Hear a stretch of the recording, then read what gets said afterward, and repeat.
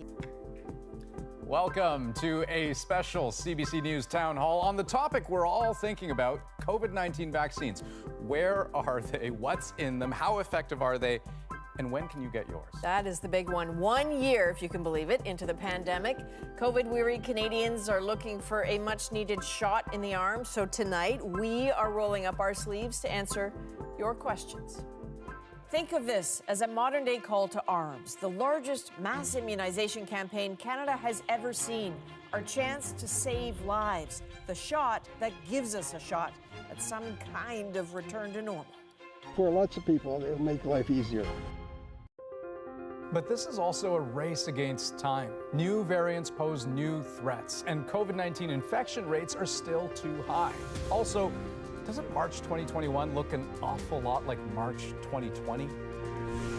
Canadians are tired of lockdowns, frustrated with isolation, and that the vaccine is so close. The anticipation can be hard to handle. We're really fortunate, and we recognize how fortunate we are. Let's step back, though, because there is so much hope in this moment.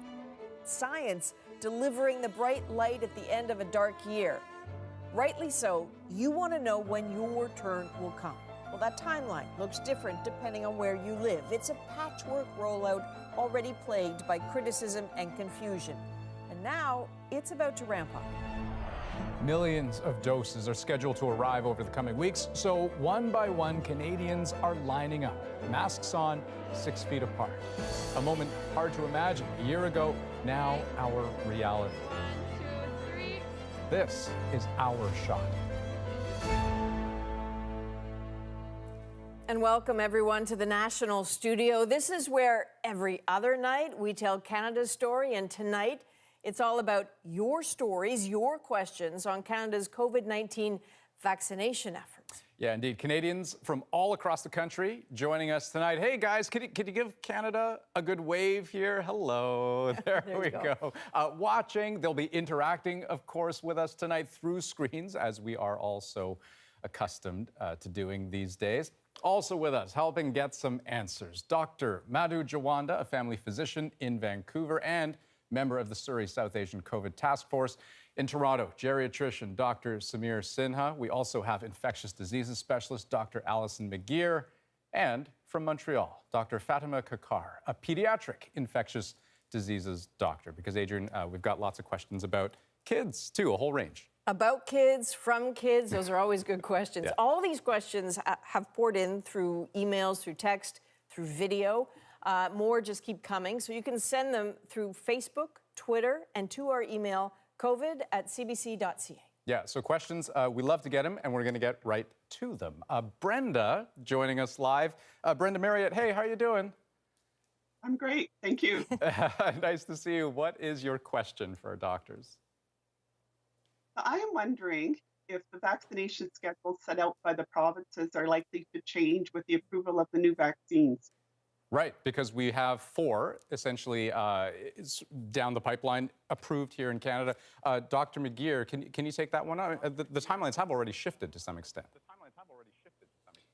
Yeah, so I think we've agreed on the principles of who we're vaccinating and more or less what order we're vaccinating them in. But you're absolutely right. With so many more vaccines coming, it just leaves you options to do things more quickly and maybe make things simpler. And remember, at the same time, there's also more data and information coming in. So I think it's a safe bet that we will be changing some of the things we've decided on in the next few months, partly for speed and efficiency, and maybe because there's going to be new data coming that will help us do it better. And even beyond that, Dr. McGeer, I'm thinking of the fact that the dosage interval, right, when we're talking about Pfizer and Moderna, we're getting more first doses into more arms at a faster pace than before. Do you see that as having a big impact on the rollout? Yeah, that's really advantageous at the moment, and it just requires keeping a sharp eye on making sure that the first dose protection lasts long enough that we don't have to sort of crowd up and get second dose into some people a little bit earlier than the 4 months. But being able to go down to 1 dose really allows us to expand the number of people that we can get a dose into. And so far, our experience with single doses is limited to residents of long-term care facilities, but those are the people who we expect to least well respond to the vaccine, and it's been amazing in long-term care. Disease has just vanished. Brenda, do you already have a sense of where in the queue you are? I think it keeps changing by the day practically. I think it's July and maybe now June. I'm not sure. Okay, well, we're all crossing our fingers that it happens sooner rather than later. Brenda, great question. Thank you so much. Okay, let's link up now with Derek and 7-year-old Elliot. Elliot, do I have your age right? 7? Yes. Okay, what's your question, guys? Dear COVID expert, I'm Elliot and I'm in grade 2. I would like to get my vaccine so I can stay safe at school. When will kids like me be able to get vaccinated, and why is it taking so long? Oh, that is an excellent question. Dr. Kakar, why don't you take that one? Great question, Elliot. So the most important reason, the biggest reason is that while kids can get COVID, kids actually haven't been very sick from COVID.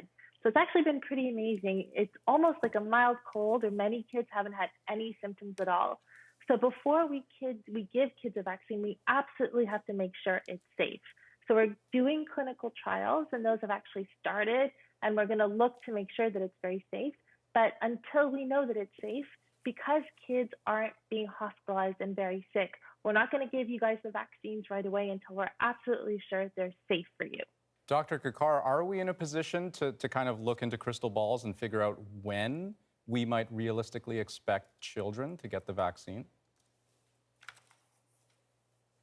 Yes, there's actually great news on the clinical trials front. Pfizer has finished enrolling from 12 to 15-year-olds, and they're actually starting the younger age groups, Moderna as well, and AstraZeneca. So the clinical trials are underway. I think Pfizer is probably the one that's fastest ahead, and we're hoping to actually have some results by this summer so that potentially by early fall, some kids will be getting their vaccine. Right, and the Pfizer one is an interesting one because it is actually authorized for use in Canada for people 16 and up. Derek, so you're Elliot's dad. What would getting vaccinated mean for you and your household and making sure that everyone's safe? Thank you. So I'm quite fortunate in that my wife and I are both healthcare workers, and we've been able to get vaccinated. But I really would like to see the broad availability of clinical trials for children and adolescents so that we can make sure, A, they are safe, and that we can hopefully get Health Canada approval broadly. My question is there a timeline for getting our youngest and potentially more vulnerable young children, including my 2-year-old, when will these be tested, and when will we know whether these are safe or not? Yeah, Dr. Kakar, do you want to field that timeline question? I mean, as you get younger and younger down the scale. Exactly. So we're actually working our way backwards. So the 12 to 15-year-olds will have the quickest approval. And actually, there are some emergency recommendations that if we do have very high risk, NACI has put out a statement that we could consider the vaccine for 12 to 15-year-olds, only the Pfizer shot. So the 12 to 15-year-olds will be the first group, and then the 5 to 11-year-old group, and then the youngest. So we're looking at a staggered timeline, but it's unlikely, in all likelihood, will be the older kids potentially as soon as the summer, and then the younger kids hopefully by fall. But really, all 4 of the major vaccine companies are doing their clinical trials. And while there aren't clinical trial sites in Canada yet, there are actually sites all over the world where they have much larger numbers of kids who are at risk for COVID. So these studies are underway, and there are probably going to be clinical trial sites in Canada coming up in the next few months as well. Dr. Kakar, thank you. Derek, Elliot, thank you guys so much for the excellent questions. Now, it is absolutely worth bearing in mind that as far as these vaccination timelines go, they are decided on a provincial level. Each has announced their own plans, but those can change if necessary. So here's where they stand tonight. Across Canada, the emphasis remains on seniors, but some provinces do have tighter targets than others. Manitoba is only giving shots to those 95 and older. In BC, seniors 90 and over can start booking vaccination appointments. New Brunswick is already giving shots to seniors 85 and up. Same goes for Quebec, vaccinating seniors 85 and up. In Ontario, the plan is to start vaccinating those 80 and up in mid-March, and Alberta is throwing the door open even wider, offering vaccines to those 75 and older, while Yukon, Northwest Territories, and Nunavut are giving shots to everyone 18 and up.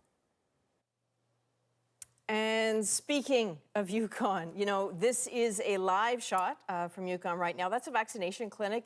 Interesting place because, you know, Whitehorse is the first capital city in Canada to start to give the shot to people over the age of 18. Already nearly 21% of all people in Yukon have been vaccinated. It is an extraordinary thing. So this is not just theoretical. This is happening as we speak. We're hoping to be able to hear from some of the people who are there in Whitehorse tonight. But before we do that, let's go to a question from Catherine Binks. My name is Catherine Binks, and I live in Scarborough. I'm 84 years old, and my husband is 94. We're still living in our own home with the support of our son and his wife in their 60s who live with us. When we receive the COVID vaccine, will they also be able to receive it at the same time? Okay, that is an excellent question. And Dr. Sinha, that is one for you. And I have to tell you, about half of the questions we receive from seniors are on this subject. You know, people who are in a household with different ages and what they do. What would you say to her? Yeah, so, you know, Catherine asked a great question because many people are living at home in intergenerational situations, or they're receiving help from loved ones, and they're wondering, well, what about my caregiver? What about those other family members? So right now, Ontario has started in the Toronto region and throughout other regions, vaccinating people 80 and older.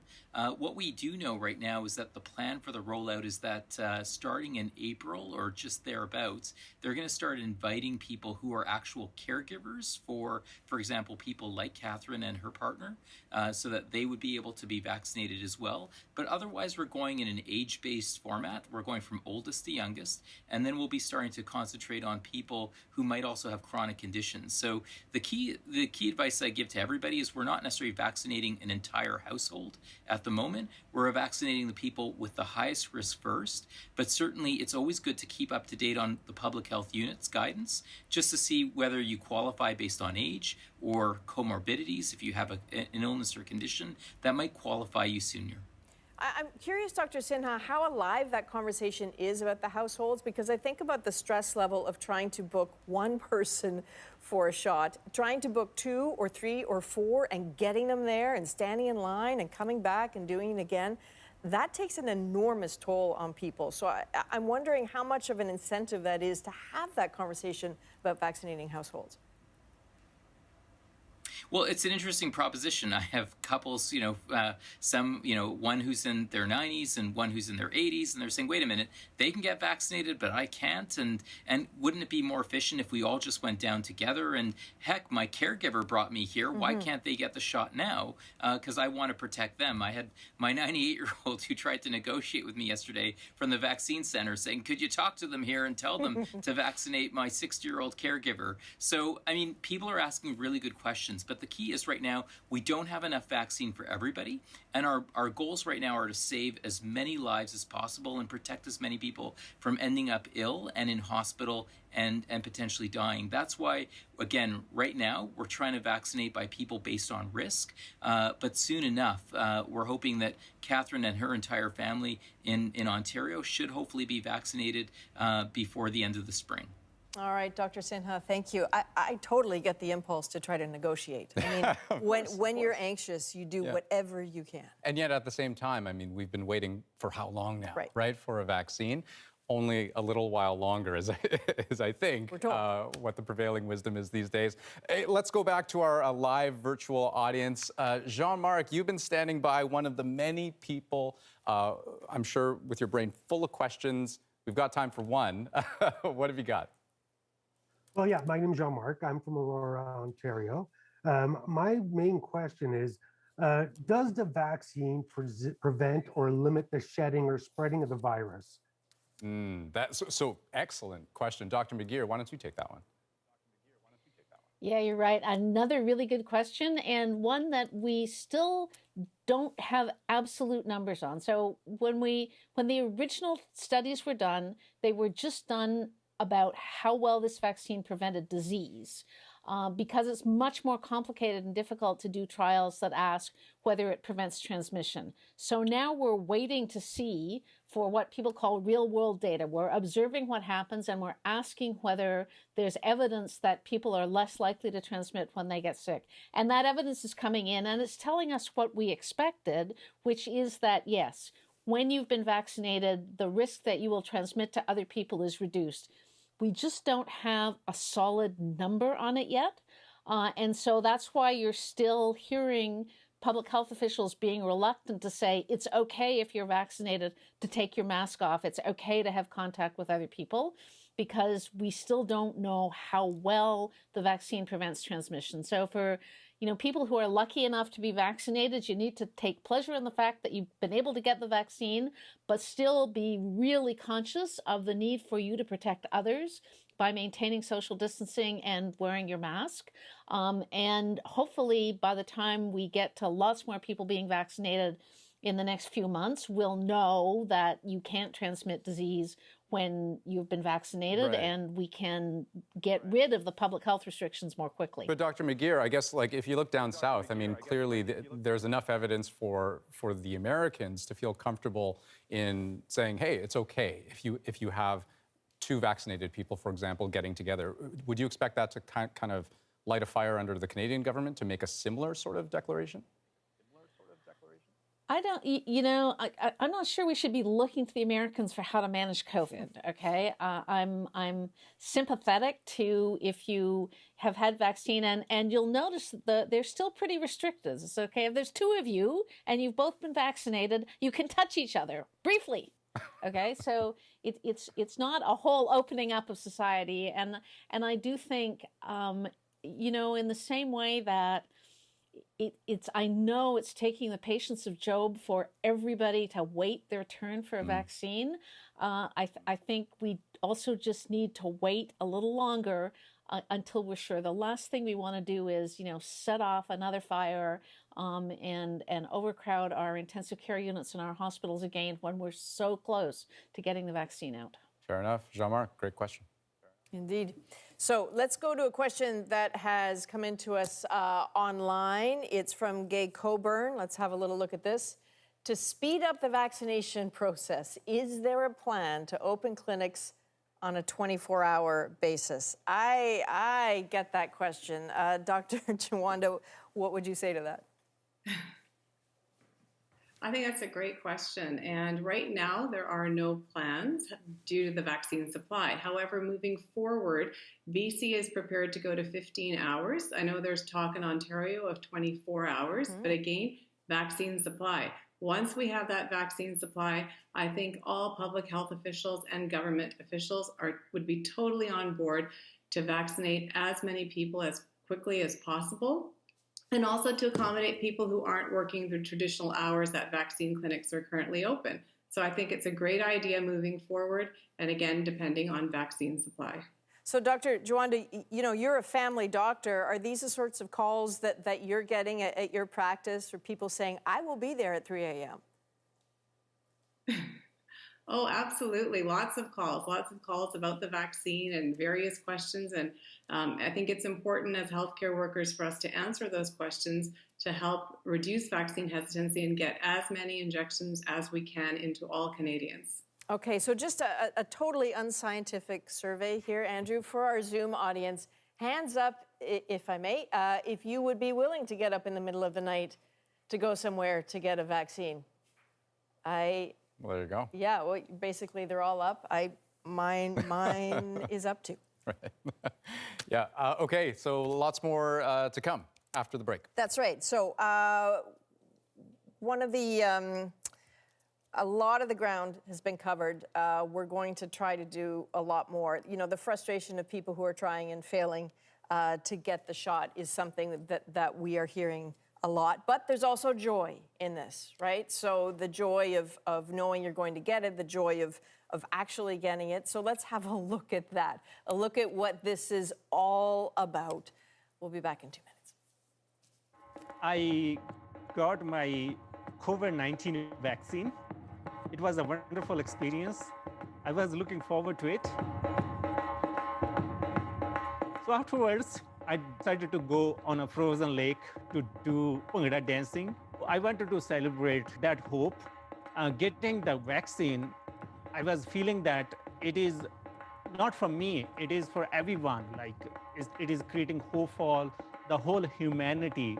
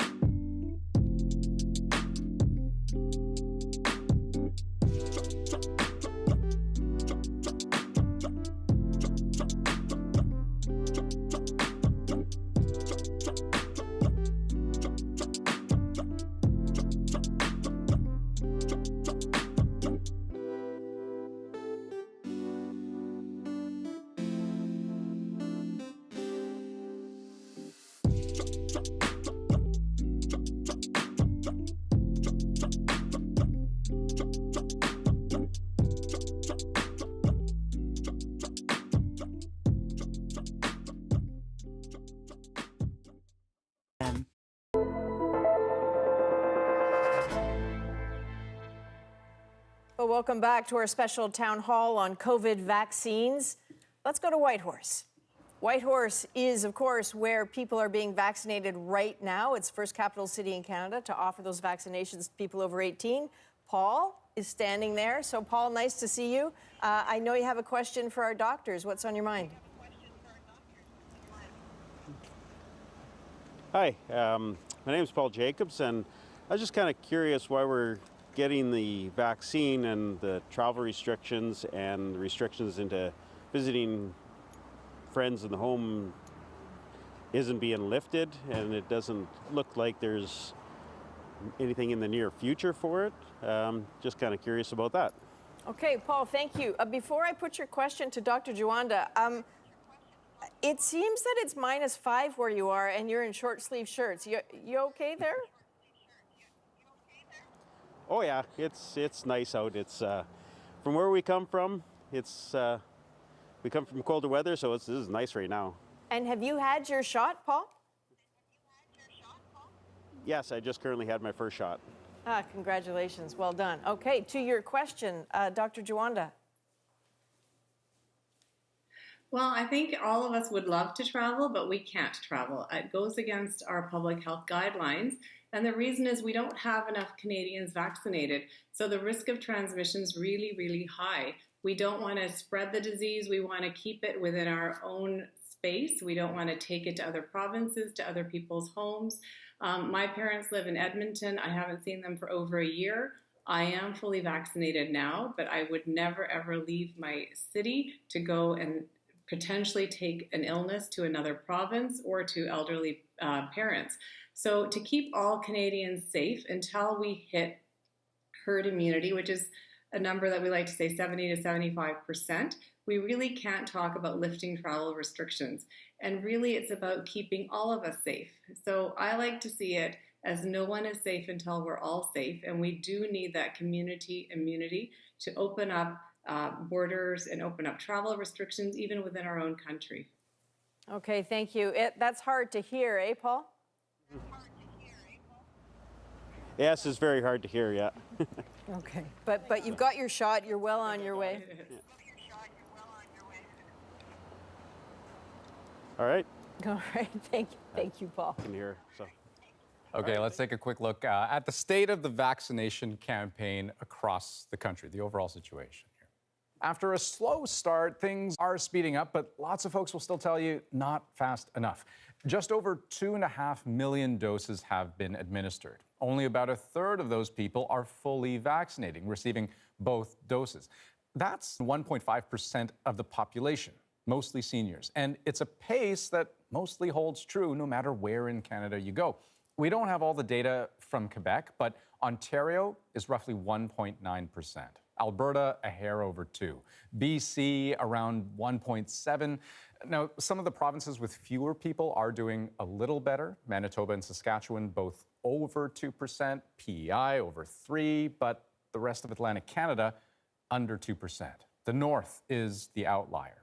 Still, with the worst of the supply issue perhaps behind us, the government says more than 14 million Canadians should be able to get the shot by July, and everybody else who's eligible by September.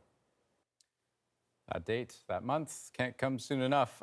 More questions coming in strong here. We've got Mike Sullivan. Hi, Mike.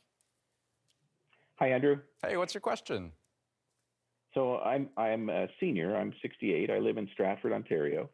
And we've been told that it'll probably be June, maybe the end of May, beginning of June, before people over 65 in Ontario are vaccinated. But if I lived in Alberta, I'd be getting vaccinated next week. Why the vast difference? Is there more vaccines arriving in Alberta? Is Ontario turning some back? What's going on? Right. Dr. McGeer, do you want to field that one?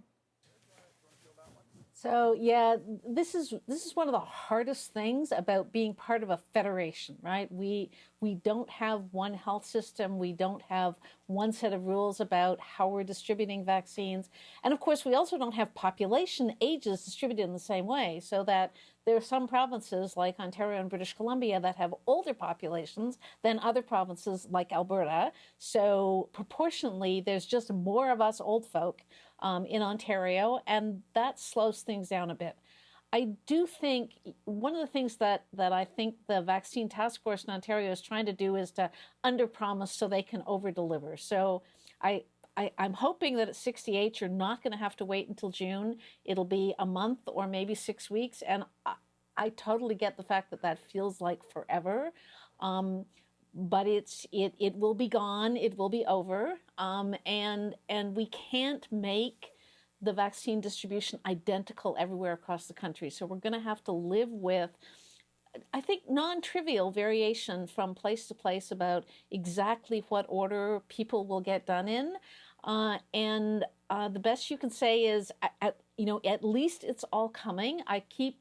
Every time I get frustrated with the process, I think to myself, in November, you thought we weren't going to be vaccinating anybody until May, okay? So there's good reason to hold on to the fact that this is a miracle, even if it's a much slower miracle than all of us would like. Hey, Mike, I hope you can grab onto a little thread of that optimism there. Well, we hope so, yes. All right, Mike, thank you so much for your question. But boy, I mean, it just goes to show you, right? One of the most pressing questions that we continue to get is, when can I get my vaccine, and who can get it, why at different times than other people? That's not even just a regional issue, right? People in different workplaces, different environments. Households. Yeah, exactly. They all have the same question. And I think we all get it. The novelty of this thing wore off on day 2, and this is like the last bit of a race. Those kilometers are sometimes the hardest because you can see that finish line, but you're just not there. Let's go to a teacher. Stuart Cohen has a very good question. Stuart? Thank you, Adrienne, Andrew. I appreciate the opportunity. As you're aware, this year has been a struggle, a monumental undertaking. Educators across our country have been essential workers almost since the beginning of this pandemic, going into old buildings without any realistic social distancing measures until recently, not much of a mask policy, a direct contrast to the rules set out by the rest of society.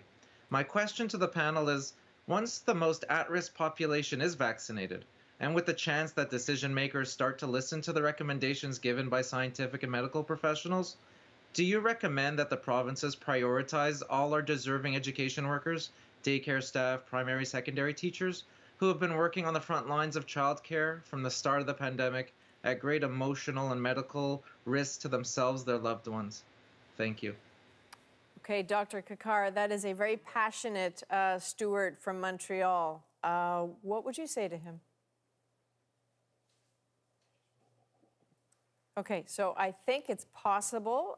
In the world of COVID, we have temporarily lost Dr. Kakar while she gets her system sorted out. Dr. McGeer, what about you? Yep. So certainly in Ontario, teachers are on the list of essential workers. I think we've had one of our challenges, of course, is there are a lot of essential workers, and all of us would like them vaccinated yesterday.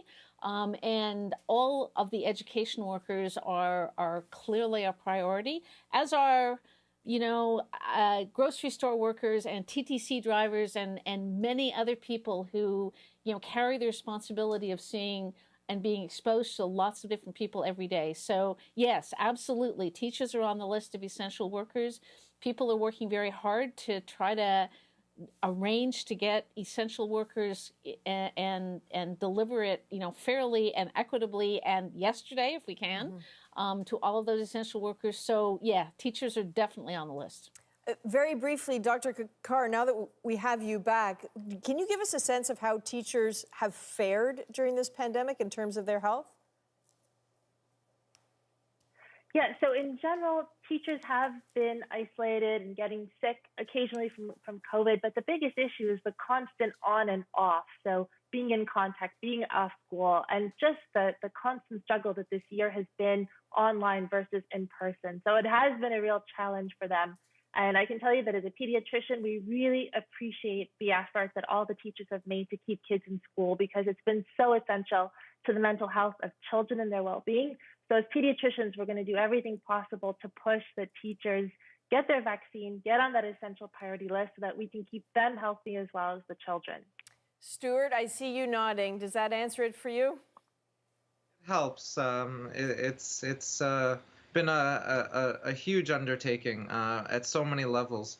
But the smiles on our students' faces that we see every day, that's what is most important. We're the normal that exists in their life right now. And being in a room together, it just feels normal.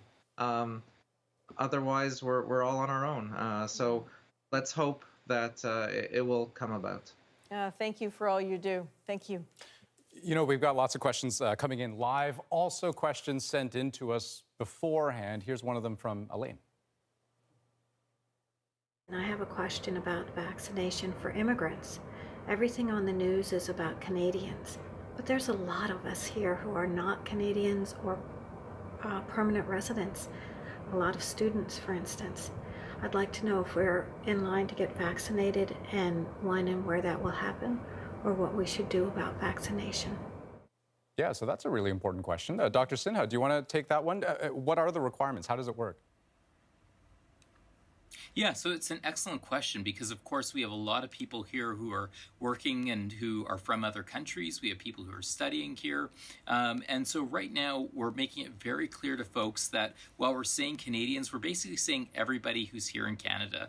So right now, for example, in Ontario, you don't even need proof of your Ontario health insurance plan because some people don't actually have their OHIP registration. We're just saying if you meet the criteria. So, for example, if right now, if you're above the age of 80, if you're in one of those phase 1 category groups, as long as you can book your appointment online, you can make your appointment, but it has nothing to do to link with your citizenship, and it doesn't have anything to do with your, for example, your health insurance status. Because frankly, it makes sense that we vaccinate everybody right now, because the sooner we get everybody around us vaccinated, the quicker we have herd immunity. Yeah, the coronavirus certainly doesn't care whether you're a Canadian citizen or not. So that makes sense.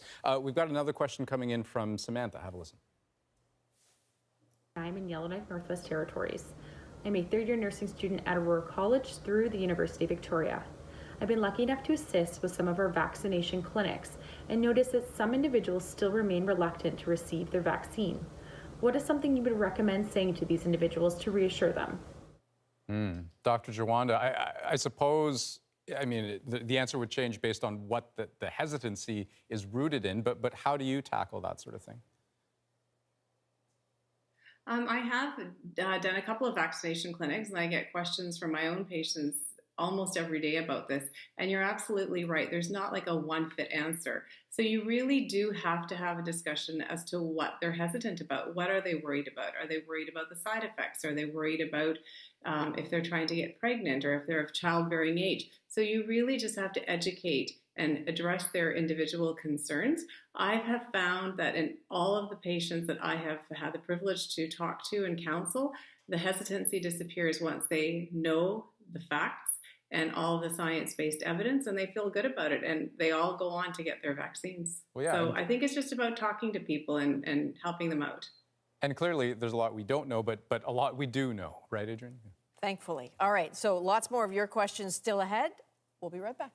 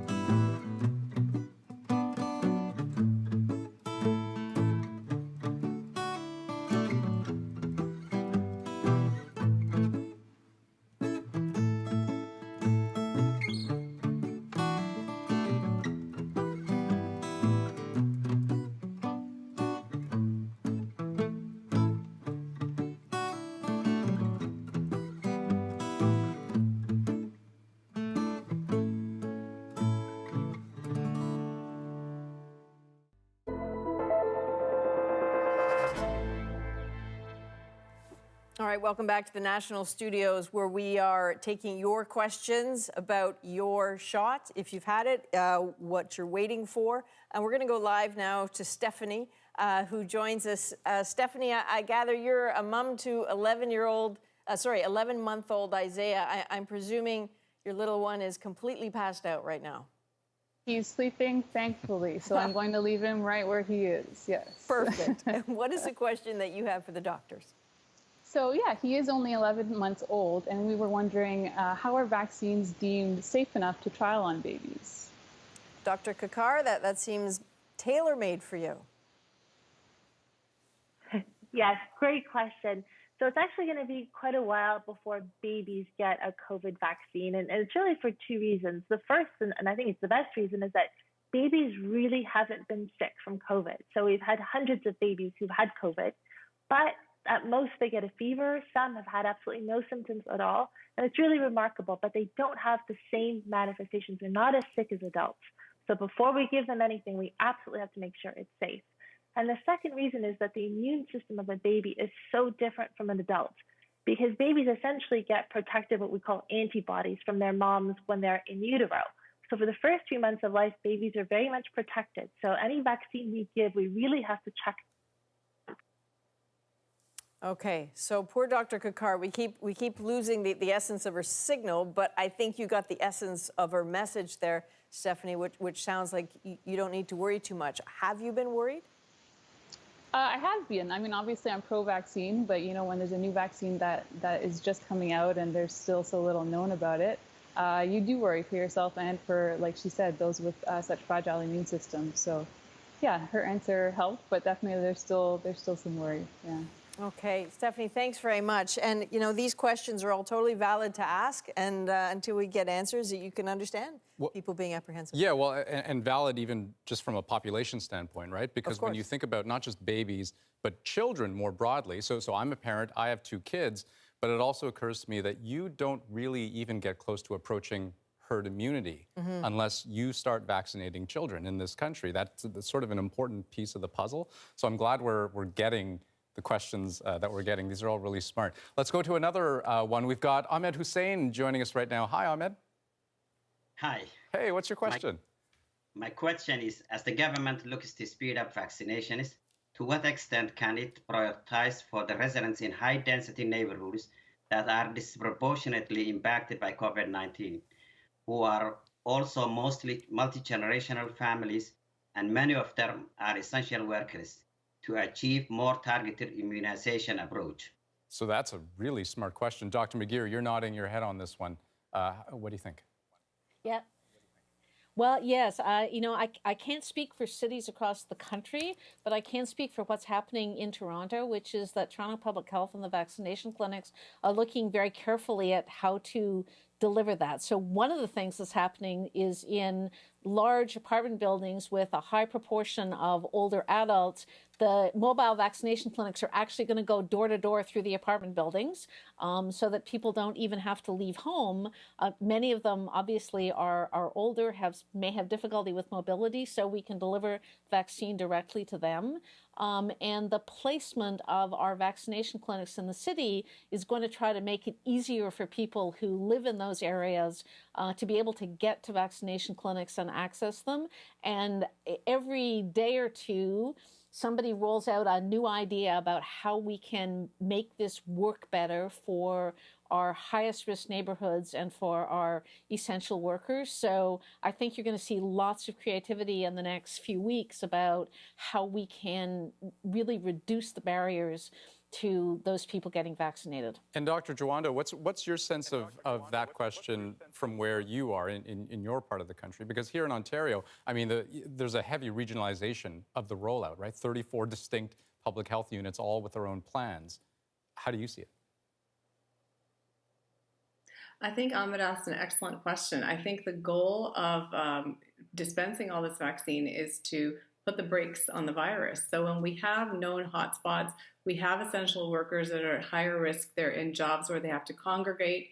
They cannot work from home. Those are definitely areas that do need to be looked at. They do need to be targeted. I know right now there is talk in BC that Dr. Bonnie Henry may earmark some vaccine for a breakout in Prince Rupert, and also to address areas of the workspace where adults do have to congregate and are essential workers and are at higher risk to get the COVID virus. So I think that's a very important question. And I think public health is doing its best to address this. And again, they're looking at the risk assessment of the populations and looking at vaccine supply. So I agree with Dr. McGeer that it's excellent, and we're all working day by day to make things happen. Yeah, well, it's a global pandemic, but it amounts to many, many local problems. That's for sure. Dr. Jawanda, thanks for that answer. Ahmed, thanks for your question. That was an excellent one. All right, let's go to Lynn, who is also standing by. This is another live question that we have, or actually it's a question that was sent in earlier from Newfoundland. Here you go. Good evening, everyone. I'd like to know how we can be confident there will be no long-term side effects from these vaccines, considering it takes years of testing for other vaccines before they are approved. Thank you. Fair point, fair question. Dr. Sinha? Yeah, it's an excellent question, Lynn. And the first part is that, when it takes years of testing, before vaccines are approved, because it takes a long time to enroll enough people, have enough money, and it takes sometimes years before we can actually figure out, that a vaccine is safe and it's effective. The great thing is with a lot of collaboration, we're able to determine that within a 12-month period. What we do know about side effects with the vaccines is that most of the side effects that we'll ever see are really within 1 or 2 days. The sore arm, maybe a bit of fatigue, for example, a bit of a fever or a headache. We haven't really been seeing any major side effects or any major concerns from the vaccines. And the good news is we've had tens of millions of people who've now received it, and we're not seeing any reports of any major side effects that we think would become long-term side effects either. So right now we're seeing good things, but this is why it's really important that all of the vaccine trials and rollouts that are moving on, they have a requirement that we keep monitoring over the long terms just so that we can pick up anything of concern and we can make sure we address it. But nothing that I know of that has been coming up as of yet. Yeah, the vigilance certainly continues. Thanks, Dr. Sino. All right, so we will be putting your questions to Health Canada's Chief Medical Advisor, the driving force behind the vaccination effort, Dr. Supriya Sharma. That's coming up in about an hour, but before then, let's go to our Zoom audience because I know James is standing by. Hi there, James. Is this helping you so far? Yes, a lot of good information. My question has to do with mixing vaccines. If your first dose is Pfizer, does your second dose have to be Pfizer as well, or would Moderna do? Or alternatively, if your first dose was an RNA vaccine, would you get the same protection if your second dose was an adenovirus vaccine? Okay, excellent question. Dr. McGeer, I'm also struck by the incredible medical education all Canadians have had over the course of the last year. These are striking questions. Yeah, it's amazing how much more we all know about vaccines than we knew a year ago or even 3 months ago. And so the simple answer to that question is because we have clinical trial data, we try when we can to stick with those data, which means that we're not going to mix vaccines unless we have to, probably. But that you remember we said that we were also going to give 2 doses of vaccine, and now we're giving 1. So we'll have to see what happens. The way vaccines are rolling out now, it's not likely we're going to have to mix different manufacturers. And as long as we don't have to, it's a little easier not to do that. But the truth is, the way these vaccines look, it's probably just fine to mix them. You get a good immune response to each of them. You'll get a boost over what you have. You can clearly see the boost when people who have had COVID before get vaccinated. They get a better immune response than people who haven't had COVID. So mixing vaccines is probably going to be fine, but it's not something we're going to do unless we get into difficulty with vaccines. Or let's say we found out that some vaccine was better than another vaccine. By October and November, we're going to be swimming in vaccines. And then if we find out that one vaccine might be a little bit better, then we can give that vaccine to more people. So there's still a bunch of possibilities out there for what we might do. All right, thank you. James, have you had a first shot of anything yet so far? Nope, probably not till April. Okay, you seem okay with that? I don't like it. I'd rather be vaccinated than not, but I'll wait. Okay, excellent Canadian answer. All right, thank you very much. So as we have been speaking with you, we've been getting questions online. I think we have one from Instagram, actually, from Colleen and Wayne, who say, my dad in long-term care received his second shot March 3rd. I get my first shot on March 11th. When is it safe to visit him? When can my grandkids have a sleepover, that amazing sleepover? Dr. Kakar. So we're all working on trying to figure out those best guidelines right now. But the first thing to realize is that it takes at least 2 weeks, ideally 3 from your first shot before we can consider you protected. So it's going to be 3 weeks from the time that you get your shot. Now, your dad's had both his shots. So realistically, once you have your shot, it should be okay for you to be able to visit your dad. Sleepovers, on the other hand, now that's going to be a while because kids are not going to be getting their shots for a while, and they're still going to be in school and still in contact. So we still want to minimize contact between different families and different groups of kids. So the adults, as soon as you're vaccinated and you're both vaccinated, it should be okay. But unfortunately, kids, it'll still be a while until we have the vaccines enough so that we can be sure that a sleepover is safe. I totally get it. I am waiting for the day when we start to get a flood of pictures of those hugs coming in, because you know it's coming. And it's going to be amazing. My kids' ears perked up at the word sleepover. Just all of the alarm. Right now. It's going crazy now. Okay, I want to take a moment to give a big reminder to all of our viewers who are watching from British Columbia right now. Tomorrow, it's all about you with the special Our Shot Vaccinating BC Town Hall. Dr. Bonnie Henry and a team of experts will be digging deep into your situation. That's at 7 p.m. on most CBC platforms. We're going to be right back. You should go.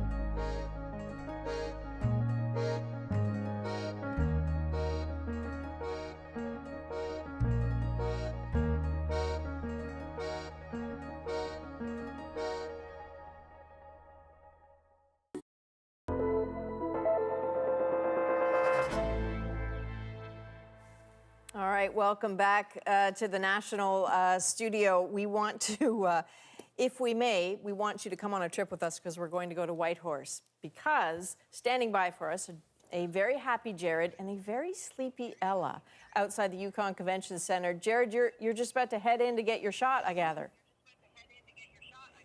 I am, yeah. How are you feeling? Pretty good, pretty lucky. Why lucky? What does this moment mean to you? Well, it's just a sign of getting back to normal, hopefully, or a hope that there's a new normal coming. So we're pretty excited about it.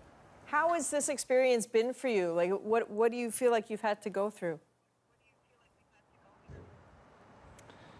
Well, we've had to change our lifestyle a bit, but again, we feel really fortunate to be up in the Yukon where we were. Low numbers. I've been able to go to work. We've been able to send my daughter to school. So really fortunate, really. Love living in the Yukon. I bet. And how is Ella enjoying school? She's good. This is her first year, so she's pretty shy, but she's good. She's found that once she says the word sick, she's able to go home, so she used that today. and got to come home right away and was completely fine. Isn't that a miracle? It's a loophole. It's a miracle. Kids are smart. Listen, congratulations. Go get your shot, and we wish you all the best, okay? Okay, thanks for the time. Cheers. I feel like just before Ella turned her head, I saw a little hint of a crack of a smile I know. just coming out. We'll have to rewind the tape and make sure. Yeah, we'll zoom in on it. Hey, let's go to Susie right now, who's got a question. Hi, Susie.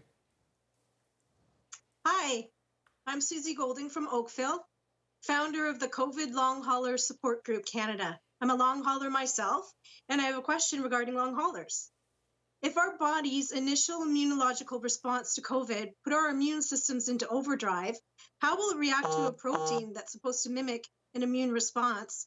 And is it advisable for long haulers to have both doses of the vaccine? Dr. McGeer, why don't you take that one? So long haulers, people who have already gotten sick. Yeah, great question. And long COVID is both a mysterious disease and something that's really difficult for people to have it. Another good reason to get vaccinated, to protect yourself from it. The anecdotal evidence so far, and we don't have very much, is that if anything, long haulers feel a bit better, at least after a first dose of vaccine, but the difference does not appear to be huge.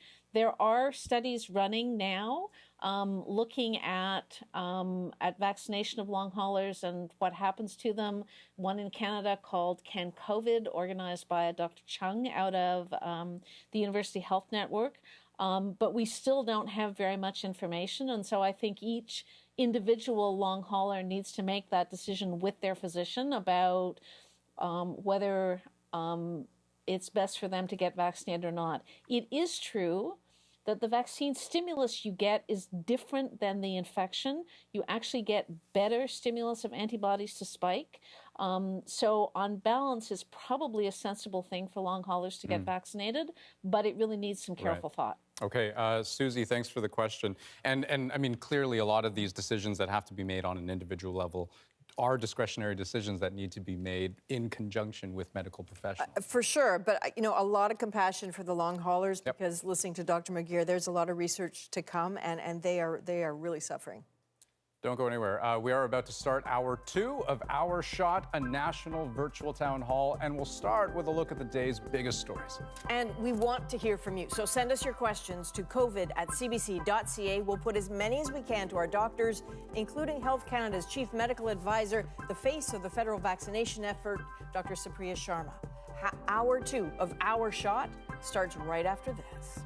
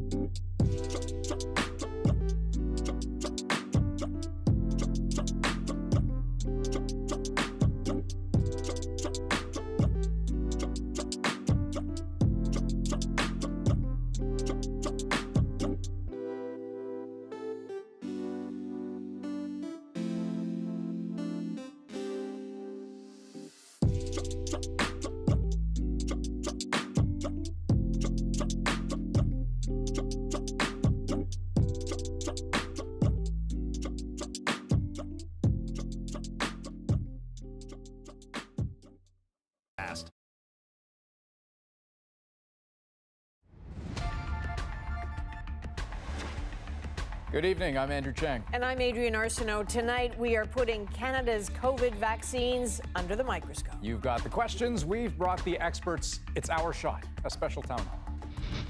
Also tonight, the royal response to Meghan and Harry. It was terse. Did it make things worse? Their traditional ways aren't cutting it. A CBC News investigation uncovers more allegations against a hockey coach. They need to be accountable for this. And Canada's military leadership under scrutiny again. Could this help a big promotion for her? This is The National. This week, we all mark an important milestone, 1 full year since the official declaration of the coronavirus pandemic. So tonight, we're doing something a little different, a little special. We have convened a virtual town hall to talk about vaccines in Canada. And of course, you're all invited. And more than that, we're turning to viewers to ask the questions. You'll see their lovely faces here with us live. Give us a big wave. Hey, guys. Hello across Canada. Our doctors here as well, ready to explain where we all stand when it comes to getting vaccinated. We are going to get to that town hall in about 20 minutes' time. But let's start with the news, and that is dominated once again by a larger-than-life family now on the defensive. Today, Buckingham Palace gave its first official response to revelations and allegations unleashed by Harry and Meghan in a TV interview seen and discussed by millions. In London tonight, Renee Filipponi shows us how the royal response is being received. How many grandchildren have you got? At a vaccine clinic set up in a predominantly black church, Prince Charles ignored the media. Sir, can I ask, what did you think of the interview? It was his first official outing since damaging accusations of racism were leveled at his family from within it. There's a conversation with you, with Harry, about how dark your baby is going to be? Potentially, and what that would mean or look like. The revelations from the interview have been reverberating for days now, pushing the firm into crisis mode, waiting to respond until the interview aired in the UK. The statement from the palace today was short, reading that the royal family was saddened to learn the full extent of how challenging it's been for the couple, that the issues of race are concerning, and while some recollections may vary, they are taken seriously and will be addressed privately by the family. It's not weighty enough to fully respond to what Harry and Meghan said. This author says the statement doesn't go far enough. The monarchy don't have the know-how of how to deal with such issues in today's society. It's a different world right now, and their traditional ways aren't cutting it. The tabloid press, which has been a focal point of anger for the couple, issued its own statement in a stark denial. The accusation that this was caused by sections of the British media who are racist, I'm afraid is just not true. I'm sorry, I don't believe a word she says, Meghan Markle. ITV host Piers Morgan, now disdainful of former friend Meghan, even questioned whether she really had suicidal thoughts. Okay, I'm done with this. Challenged by his colleagues, he walked off set today. This afternoon, it was announced he is leaving Good Morning Britain. Though causing chaos in the UK, the couple is at a distance from it all, living in the US with their growing family. Renee Filipponi, CBC News, London. Okay, to the COVID situation now, and two stories that show how the immunization of Canadians is progressing. Now, in early February, supplies of the only 2 approved vaccines were limited, and boy, did it show. Across Canada, maybe 20,000 people a day were getting vaccinated. But we now have more approved vaccines, more doses, and over the past month, average daily vaccinations have nearly quadrupled. The majority of those doses have gone to seniors, particularly those in long-term care. In Ontario and BC, for example, more than 90% of long-term care residents have been immunized, yet outbreaks are still happening. Vicadopia explains why and what it means for all of us. This long-term care home was the first in Kelowna to vaccinate its residents. The most recent shots went into arms last month, including into 8 of the 12 people who've now tested positive for the coronavirus. It's not clear if the latest variants of concern played a role.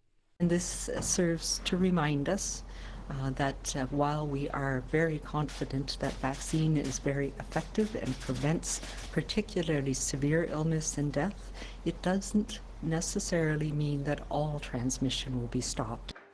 Of Canada's 2,000 long-term care homes, a few dozen continue to see new infections, if not outbreaks, even though most of their residents have been vaccinated, like this Quebec home outside Ottawa, where 23 seniors still tested positive last month, but most had mild to moderate symptoms.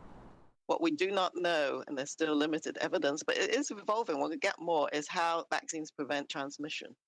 Even the most effective vaccines are not 100%. Even so, preliminary data show vaccines are already putting the brakes on infections and deaths among Canada's elderly. In Ontario, long-term care residents saw an 89% relative reduction in the incidence of COVID-19. And in British Columbia, vaccines prevented an estimated 80% of cases in long-term care homes just 2 to 3 weeks after the first dose. If what comes out of this is that we reduce COVID-19 from being a severe disease that takes between 1 in 4 to 1 in 3 long-term care residents' lives to being an asymptomatic or mildly symptomatic illness, that's a huge home run. And experts say that could be the reality for the general population as vaccinations start to roll out in communities across Canada. Milder symptoms, if any at all, but no guarantee of complete immunity. Vicadopia, CBC News, Toronto. Now, to help us understand what this all means, we're joined now by geriatrician Dr. Samir Sinha. Dr. Sinha, what do we know about whether people can spread the virus even though they've been fully vaccinated? Yeah, so what we're learning right now is that the vaccine, while it's very effective against preventing serious illness and potentially death, is that we don't know that it's 100% effective against transmission.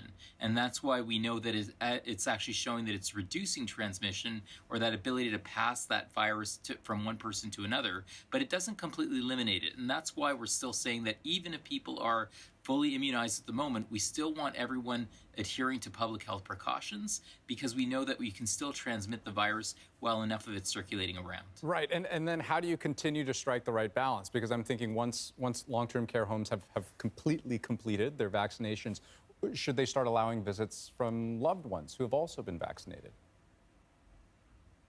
Yeah, and one thing that Dr. Henry said in BC today was that, despite that we're seeing some of these outbreaks occurring across Canada and around the world, what we're seeing is very mild outbreaks that are occurring, so not significantly leading to hospitalizations or death. And so what we're hoping is that as we get pretty much most of the residents and the staff and even family caregivers vaccinated, that by the end of the month, we should hopefully have some guidance out that can start telling us how we can start doing more congregate activities like dining or group activities, and also making sure that we can start resuming visits in more of a traditional way. Looking forward to it. And hey, Dr. Sinha, we'll be back later in the program as we resume taking your questions around Canada's vaccine rollout. So, okay, now to the vaccine rollout story elsewhere in British Columbia. And let's just say that it has been mixed. The government is being accused of mishandling bookings, especially in the health region that includes Vancouver. Greg Rasmussen looks at the frustration that is causing. Let's give this a shot. 250 times and counting. We are currently experiencing a high volume of calls and are unable to take your call at this time. Adarita Guerrero is in her second day of nonstop dialing, trying to book a vaccine appointment for her 89-year-old father. And I started calling 7 a.m. through to 7 p.m., close to 200 calls. Yeah. After 50 more calls today, she has lots of questions. After we've waited this long and brilliant minds are working on this, why is this such a bumbling effort? It wasn't just technical problems. There was simply insufficient staff, particularly in Vancouver Coastal Health, to meet the demand. The BC government is blaming TELUS, the company contracted to handle the calls. In a statement, it said the provincial government and health authorities asked us to support them, and we have let them down. Alberta had jammed phone lines and website crashes when its booking system opened 2 weeks ago, and Manitoba has also had problems. Despite the system working in some of the province's 5 health districts, BC's opposition wanted to know how the government could fail in Vancouver. We saw the second largest health authority in our province, which serves a quarter of our population, manage to register only 369 people. I mean, you can blame whoever you want to blame, quite frankly. We had a bad day yesterday. Despite promises of a fix, Thank you for calling the Vancouver. problems remain. Are you going to give up? No, I'm not. I can't give up. No, I'll keep trying. Well, I'm thinking for my mom now. Hoping to get through tomorrow. Greg Rasmussen, CBC News, Vancouver.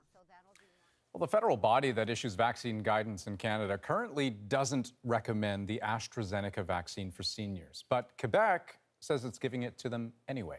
A report from the province's own experts says AstraZeneca is easier to store, easier to transport, and highly effective at preventing severe illness. However, it does still plan to prioritize the Moderna and Pfizer vaccines for seniors as long as there's supply.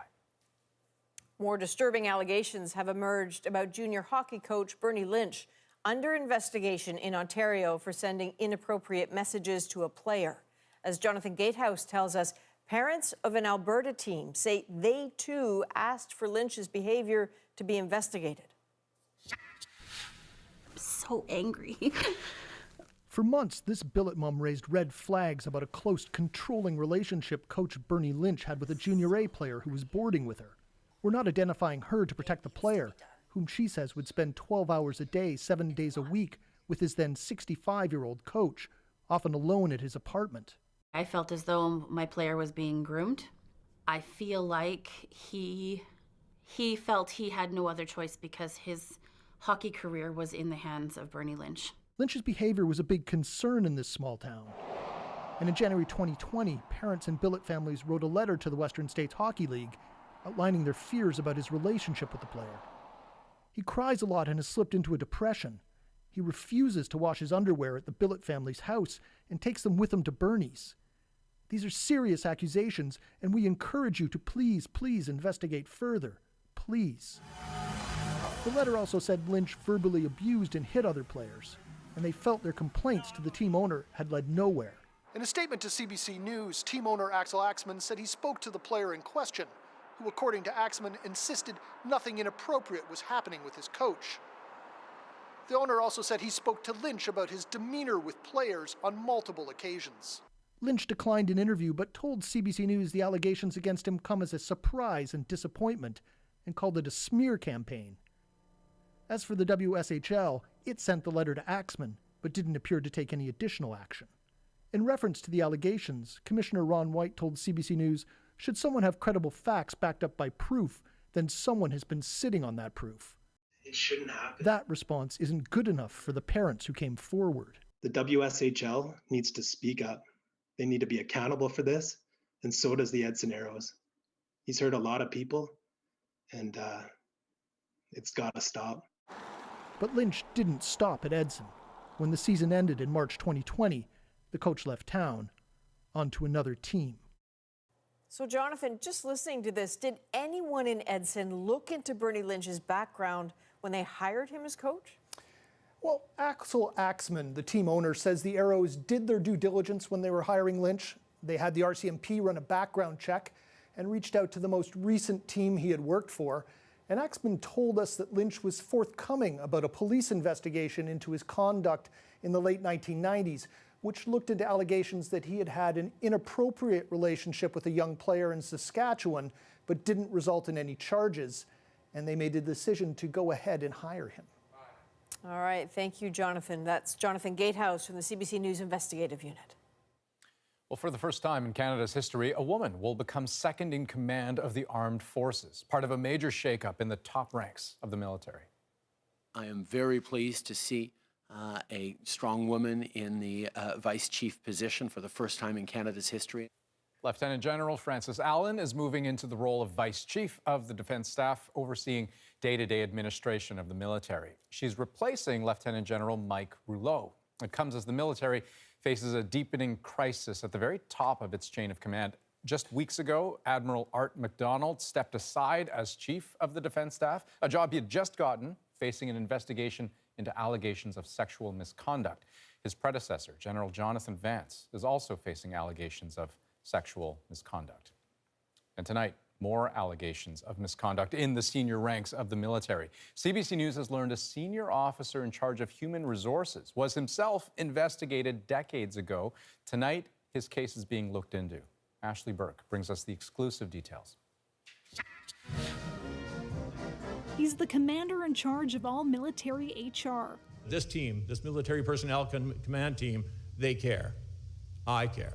Now coming to light, past allegations of his own inappropriate behavior, at the same time as the past two chiefs of defense staff are under investigation for misconduct claims too. It's a crisis of leadership, it's a crisis of credibility in a high command, and a crisis of confidence in their senior leaders. I mean, it doesn't get any worse than that. The allegations against Vice Admiral Hayden Edmondson dates back to the late 1990s, when he was a lieutenant commander overseeing naval training in Esquimalt, BC. Your training to become a Mars officer involves some of the most varied, intense, and challenging courses you'll find in the Canadian Forces.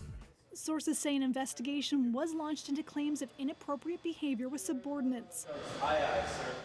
4 sources with knowledge of the allegations describe suggestive, unwelcome comments, sexual advances, predatory behavior, and inappropriate relationships with female instructors and students under his chain of command. But sources called the investigation flawed and said not all witnesses and complainants were interviewed by military police. The Department of National Defense said Edmondson has never been charged or faced administrative measures and said allegations like this are thoroughly investigated and if founded, there are consequences. I must say that I'm not surprised. Krista Lee left the military in 2016 and is part of a class action lawsuit over sexual misconduct in the forces. I think the military is a guys boys club, and I think that men are more apt to protect each other. In a statement, the Defense Minister's office said that Harjit Sajjan learned about the allegations from the 90s yesterday and has since asked the acting Chief of Defense Staff to look into the matter and report back as soon as possible. Ashley Burke, CBC News, Ottawa. It is a controversial police tactic that's had violent, sometimes deadly outcomes. Some U.S. states are reconsidering so-called no-knock raids, but they happen hundreds of times a year in Canada, too. A new Fifth Estate investigation puts the practice under scrutiny. Here's Judy Trin. Still see the marks on the door. What could I have possibly done to have a SWAT team kick my door down? A lot of cops pulled up. Almost 5 years ago, Ottawa police bashed open Peter Schneider's door without knocking. They made him crawl to the curb. His son Ethan, just 13 then, saw it all. They told me to go back inside and wake up my brothers and my friend. The guns were drawn to our head the whole entire time. Police thought they would find guns and explosives, but the tip was bad. There was nothing. No-knocks are a tactic used to surprise suspects and catch them with the evidence, but they're only supposed to be used in exceptional circumstances. Last year, a judge found that Ottawa police were using the tactic too often and showing a casual disregard for charter rights. The Fifth Estate found several other cases across Canada of questionable no-knocks. In Calgary, police shoot a projectile to break the lock. In Kamloops, they ring the doorbell but don't wait for an answer. Then this raid last October. Anthony Oust was wearing a GPS tracker, waiting for trial on drug charges when police burst into his mother's home. Oust fell 12 floors out a window. People should rethink this strategy. Do we want to live in a society where getting every speck of cocaine out of a drug dealer's place is more important than human life? No more! No knock! The rethink is happening in the U.S. Several states have already banned no-knocks. But in Canada, police still conduct hundreds of these so-called dynamic entries each year and believe they're necessary. People are taken into custody without incident, evidence is preserved, and the cases are prosecuted. Here to protect the community? Come on. As for Schneider, he sued, and Ottawa police settled out of court, but never apologized. Judy Trin, CBC News, Ottawa. You can watch the full investigation when police don't knock on the Fifth Estate. That's Thursday at 9 p.m. on CBC TV and CBC Gem. So vaccinations are underway, but anticipation is turning into confusion. Was the vaccine testing done a little too quickly? Where can I go in order to get vaccinated? When can our children go back to the parks? Coming up, Canadians have been inundated with a mountain of information. Our doctors are here to boil it all down and answer your most pressing questions. Including Health Canada's Chief Medical Advisor, Dr. Supriya Sharma, joining us in just a few minutes as we return to our Town Hall special. Stay with us.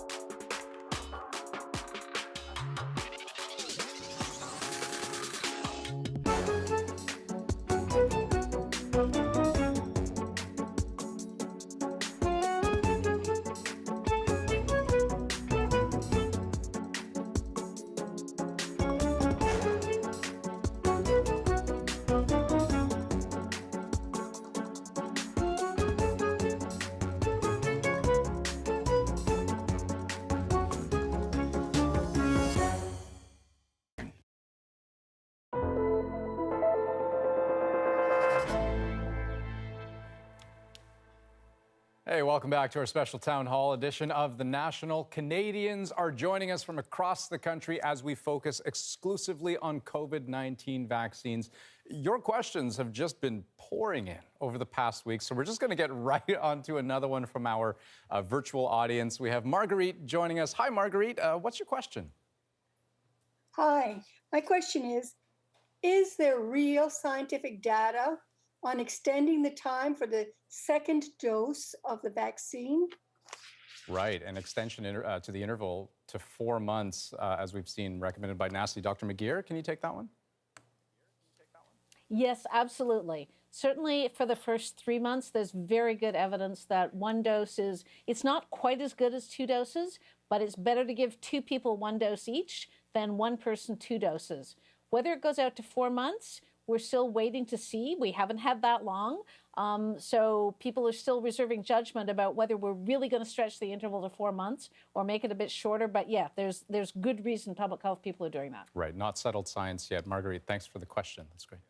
All right, let's go now to Shantae, who is joining us from our virtual audience from Whitby, Ontario. What's your question, Shantae? Hi, my question is, with what we know about antibodies, is it still recommended that people who've already contracted and recovered from COVID-19 still get the shot? Okay, Dr. Sinha, really good question, especially as so many people have now had COVID. Absolutely. The answer is absolutely. If you had COVID, we still recommend that you get the vaccine because everyone's immune response is a little bit different, and vaccination is the one way you're going to get the true best benefit that we know that the scientific data says you'll get. So if you had COVID, get the shot for sure. All right, Shantae, thanks very much. We have another question coming in. This is from James. We're going to throw it up on the big screen. My son is a special needs adult and has fear of needles. A lot of us do. Can he get the shot on his buttocks where he cannot see the needle, so somewhere other than the arm? Dr. Fatima Kakar, can you take that? So in theory, yes, because it would be intramuscular, but we tend to try and avoid intramuscular injections in the buttocks in adults just because there's a risk of nerve damage. So it can be done, but it's a little bit more risky. We really prefer the arm. And we've had a lot of success using what we call these anesthetic patches, EMLA patches on little kids. So they really don't even feel the injection. So that's something I would try before the buttocks injections. Okay, interesting. Yeah, once that age group is eligible for the vaccine, of course. Okay, so now we have a question that came in on video from Aditya. Let's have a listen. Good evening. My question for the panel tonight is, can fully vaccinated people gather again in a private setting? And if not, why?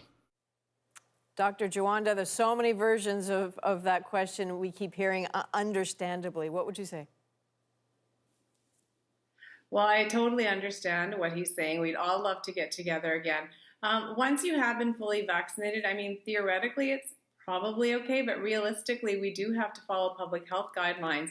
And if we start bending the rules for a few people, it becomes very difficult to contain that for the whole community. So I still think we're still early in our vaccination program. I do anticipate that as more Canadians are vaccinated with their primer doses, the public health will start lifting guidelines, but we have to open the tap very slowly. We can't just, it's almost like what Dr. Bonnie Henry alluded to. It's a dimmer switch. We have to slowly turn it up. We can't just flick on the switch and have people meeting. So theoretically, yes, but practically, no. It's just not a great idea. I think it'll add to more transmission and more confusion. A lot of people are already confused with the rules and regulations, so we don't want to add to that. Okay, the dimmer switch, good thing to keep in mind. Thank you, Dr. Juanda. Let's go quickly to Whitehorse. Again, this is an academic discussion on one level, unless you are in Whitehorse where the vaccinations are happening as we speak. I think, Lisa, you just had your shot, did you not? I did. So what does that mean to you? What was that like?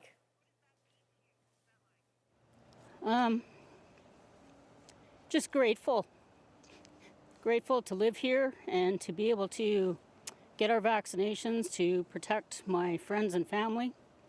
Yeah, I couldn't be happier to live in the north.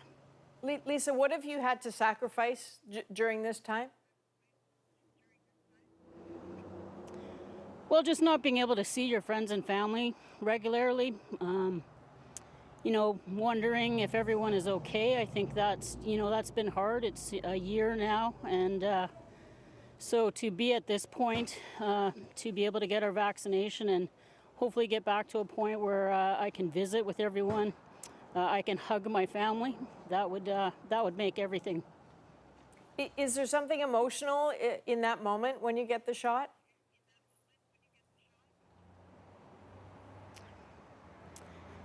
I'm kind of feeling emotional now, but it's just, I think it's just this whole past year and now to be at this point. So I'm a little bit emotional now. I didn't expect to be, but I'm just really happy that I've been able to get my shot and that I live in such a great place that we have this opportunity to protect our family and friends. Well, we're all very happy for you too. Thank you, Lisa. When we come back, Health Canada's Chief Medical Advisor and one of the faces of the federal vaccination drive, Dr. Supriya Sharma, takes your COVID vaccine questions.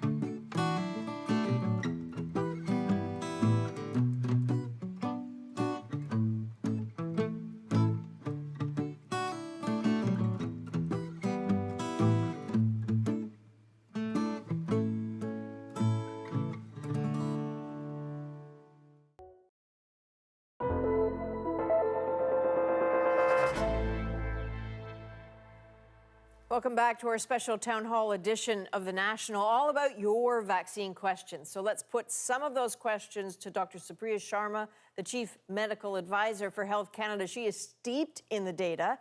Here is your chance to pick her brain. So let us begin with the question. Thank you for joining us, Dr. Sharma. Let us begin with the question that came to us on video from Jean Bocage.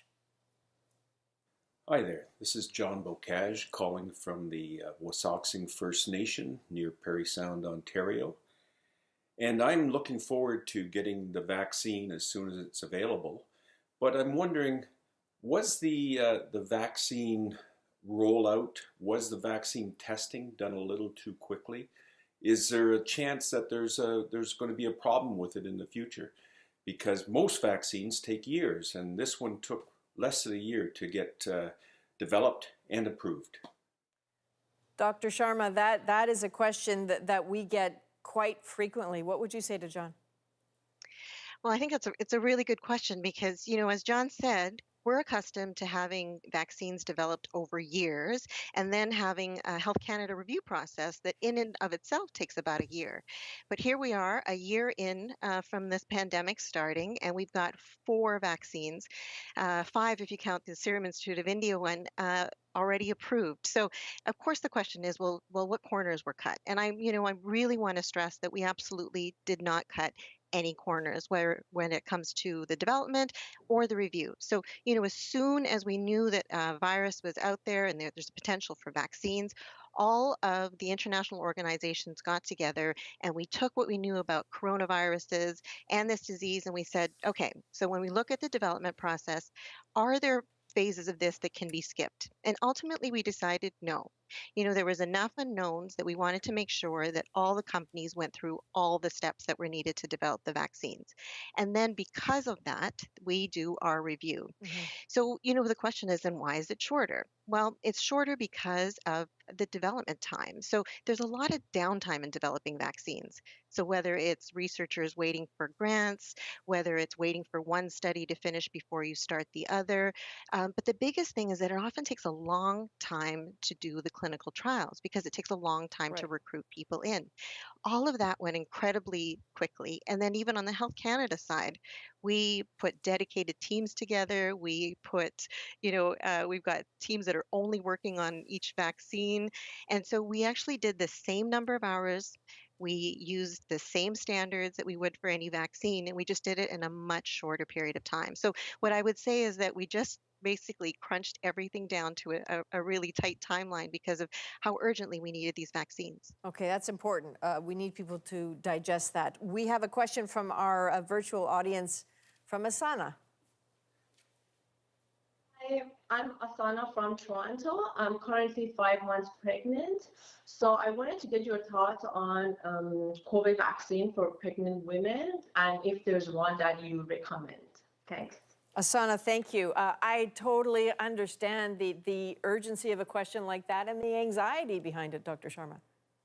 Yeah, so what we know, we have to take up what we know about COVID in women that are pregnant and the risks that are associated with that, and then balance about, what we know about the vaccine. So on the risk side, we know that women who are pregnant are at risk of having more severe illness with COVID-19. So that means more hospitalizations, more severe disease, and that's because, already their lungs are working overtime, there's less space for it, their immune system is sort of down regulated a little bit to protect the baby. So we already know that that's a group that could potentially have more severe disease. But what we also know about the vaccines is that the clinical trials did not have people in them that were pregnant. So it was one of the exclusion. So then we have to take a look at the information that we have. So what we know so far about the vaccines is that from the early tests, there weren't any signals for problems in pregnant women. We also know from real world experience, for example, just in the United States, as of February, there were probably about 20,000 women that were vaccinated who were pregnant, and we haven't seen any signals there. So on balance, the recommendation is that for pregnant women, especially if they're at risk for other reasons, if they have other illnesses, or if they have other risks of transmission, that we do recommend they get vaccinated. The vaccines that we have the most information on, because they were approved first, are really the Pfizer and Moderna vaccines. So in general, I think we would say, have a discussion with your physician for sure. Take a look at the risks and benefits. But most doctors would say, yes, we would recommend vaccination for women that are pregnant a little bit later on in the pregnancy. So maybe after 24 weeks. And that we are continuing to do clinical trials in women who are pregnant. So we'll have more information coming. So I think the bottom line is that there's no wrong answer. You really have to take all the information that's out there and look at the benefits and risks and decide what you feel most comfortable doing. Dr. Sharma, if I may, the advice has been a bit contradictory in the past, and I'm wondering, is the science settled in the sense that you feel comfortable that this conversation we're having now is not going to change in 3 weeks and you're going to say to women, don't do it? Right. Well, I think we're learning as we go with COVID, right? So whether it's on the disease side or whether it's on the vaccine side. So, it's only the responsible thing to do is as we get more information, we make changes in the requirements and the recommendations. But what we're seeing with specifically for pregnant women, is that all the data that we've seen so far seems to be moving in the direction that it would, become recommended. But until we have the clinical trials, it's really difficult to say 100%. So what I would say is that we have more information about the vaccines than we did when we first authorized them. It's all moving in the right direction. It's all looking positive. But, it really depends on what we see. And if we have new information that comes forward, we will make other recommendations. But I would be very, very surprised if we would have information to say absolutely don't get vaccinated. Hey, Dr. Sharma, speaking of uncertain situations, this is Andrew, by the way. Hey, nice to chat with you again. I got to ask you while I have you here about the AstraZeneca vaccine. And I know you know this, but just to take viewers back to recap how that played out here in Canada. So it was back in February 26th that Health Canada issued its authorization for the AstraZeneca vaccine for all ages, so including seniors. As you know, a couple days later, NACI, National Advisory Committee on Immunization, issues its recommendations that it should not be used in seniors, so people over 65. And now we have most provinces in this country going with the NACI guidelines, not giving it to seniors, despite the success of this vaccine that we've seen overseas and in Europe. Is that a mistake? So, it's the same sort of thing. We go with the data that we have. So when Health Canada authorized AstraZeneca, you're right, we did authorize it for people 18 years of age and older. There is a notation in that product monograph and that summary of information that says that data from clinical trials is limited. So we also acknowledged that we didn't have as many people in clinical trials, 65 years of age and older, that we would have wanted. But as you said, we've had a lot of experience in different countries using the vaccines in those older groups, and that real world evidence shows that it is likely safe and very ineffective in those groups. Right. NACI looks at it a little bit differently. What they look at, so when Health Canada looks at it, it's like if you get vaccinated versus if there's no vaccine. NACI's looking at it, and I think maybe it's the wording that's a bit unfortunate. So instead of saying, you shouldn't use this vaccine in people that are 65 years of age and older, it really is saying, hey, we've got these other vaccines, these 2 other vaccines that have been authorized, and there's way more information from those clinical trials in this older age group. So there's a recommendation that if you have a choice, use those other ones. So Dr. Sharp, well, I have 10 more seconds. Would you expect NACI to change its mind in the near future on this? So NACI is actually even meeting tomorrow to discuss this, right? So they're going to continue discussing it. There's more information coming in practically every day. So they will take a look at those recommendations and they will update them as needed. We're seeing that in other countries as well. Of course. So, other countries as well initially said, we'll maybe limit it to age 18 to 64, and then they've expanded it as well. Dr. Sharma, excellent to speak with you as always. Thank you so much for taking the time to clear a lot of this up for us. Well, thanks for having me. Oh, actually, wait. We actually have one more question. Siddhant is standing. Oh, my gosh. How could I have missed? Siddhant, you've been waiting so patiently. You have a question for Dr. Sharma. Yes, I do. How long will it take for all the Canadians to get vaccinated? Well, there you go, Dr. Sharma. Oh, that's a great question. We're in a situation where the supply is really increasing of the vaccine. So just this week. Oh, Yeah, sorry, Dr. Sharma. We only have about 15 seconds left. I just got to get right to the answer there. Okay, so we've got a lot of vaccines coming in. We should have enough coming in to vaccinate everyone by, at least with their first dose, by June. But there's a lot of ifs there. A lot of things have to happen to make sure that all of those vaccines come in and we can get them into arms. Oh, my gosh. We'll try to block out more time with you at a future date. Dr. Sharma, thank you so much for taking the time. Appreciate it. Thank you very much. And we've got lots more coming up on the program. You bet.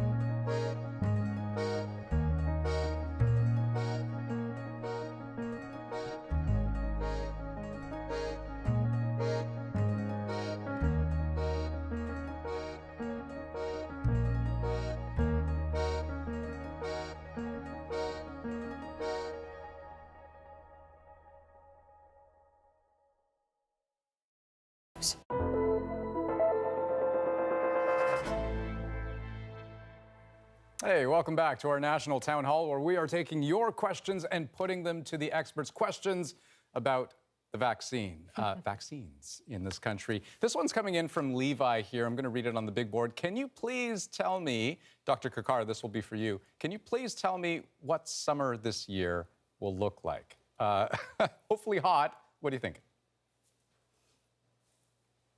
Oh, I wish I had the magic answer. I think it's going to look a lot like last summer.